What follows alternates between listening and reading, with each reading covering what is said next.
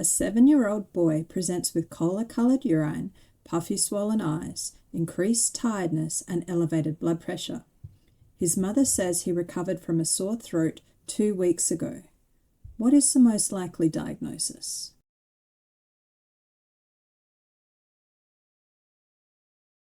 If you said Post-Streptococcal Glomerulonephritis, or PSGN, you're absolutely right. Today we're going to use a memory scene to lock the 10 most important facts you need to know about PSGN into your long-term memory. So strap on those memory goggles and let's roll the scene. Welcome to the Nephritic Kids Birthday Party, where every game and attraction represents a high-yield fact about Post-Streptococcal Glomerulonephritis, or PSGN. Let's begin at the entry to the party.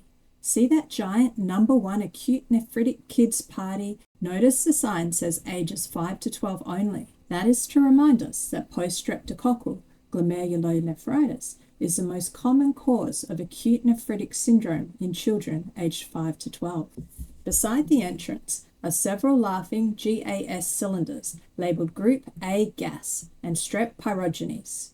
These remind us that PSGN most commonly follows infection with Group A beta hemolytic streptococcus, the bacteria responsible for strep throat and impetigo. Now look over at the huge party calendar. The previous 2 weeks have been crossed off, with a sick child beside the calendar, and today marked party. This calendar reminds us that PSGN develops after a latent period, typically 1 to 2 weeks after streptococcal pharyngitis, or up to 6 weeks after impetigo, making the delay a classic exam clue. Now let's head over to the children playing with the colourful hula hoops.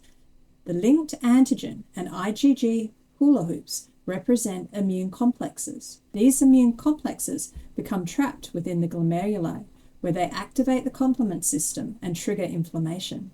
This is a classic type 3 hypersensitivity reaction. Look at the large kidney-shaped cola fountain.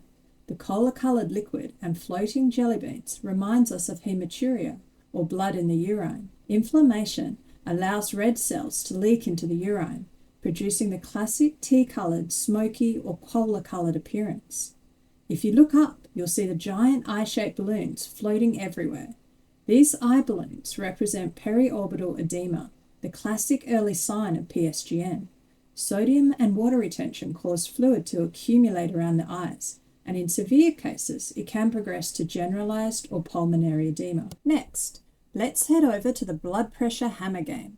Watch as the marker shoots it into the bright red zone. This game represents hypertension, the third feature of the classic nephritic triad. As inflamed kidneys retain sodium and water, blood volume increases, causing blood pressure to rise. Now, let's jump into the glowing immunofluorescent ball pit. Notice the kidney-shaped balls covered with IgG, IgM, and C3, and the sign saying granular pit.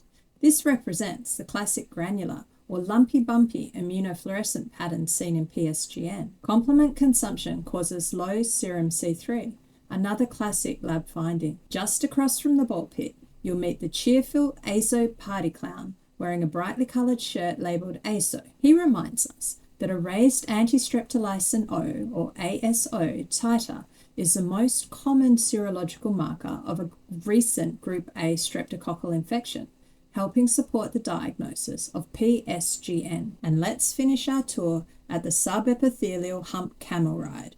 Notice the camel's oversized humps and the subepithelial hump ride sign that represents subepithelial electron-dense immune complex deposits. These are seen on electron microscopy. These subepithelial humps are the hallmark pathological lesion of PSGN. All right, MedScene medics, let's run through the Nephritic Kids Birthday Party one more time to lock the top 10 things we need to know for exams into the memory bank.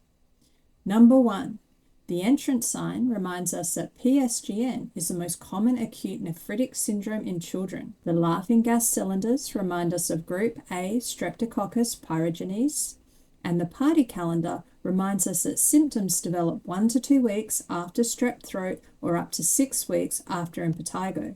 The immune complex hula hoops remind us of type 3 hypersensitivity with immune complex deposition. The kidney cola fountain reminds us of hematuria causing T smoky, or collar-colored urine. The giant eyeballs remind us of periorbital edema. The blood pressure hammer game reminds us of hypertension from fluid overload. The granular pit reminds us of granular lumpy bumpy, IgG, IgM, and C3 with low serum C3. The azo party clown reminds us of raised ASO, indicating recent streptococcal infection. The subepithelial hump camel ride reminds us of the hallmark subepithelial humps on electron microscopy. And that's the Nephritic Kids Birthday Party. If you can mentally walk through this scene, you'll be able to recall the highest yield facts about PSGN on exam day. And that's a wrap for today. If you enjoyed this memory scene, don't forget to like and subscribe. Visit our website, medscenes.com.au, for study packs to help you with exam revision. And now that you've got post-streptococcal glomerulonephritis locked into your memory bank, join me in the next scene where we'll explore IgA nephropathy and discover why hematuria occurs at the same time as upper respiratory tract infections. So until the next scene, see it, remember it, master it.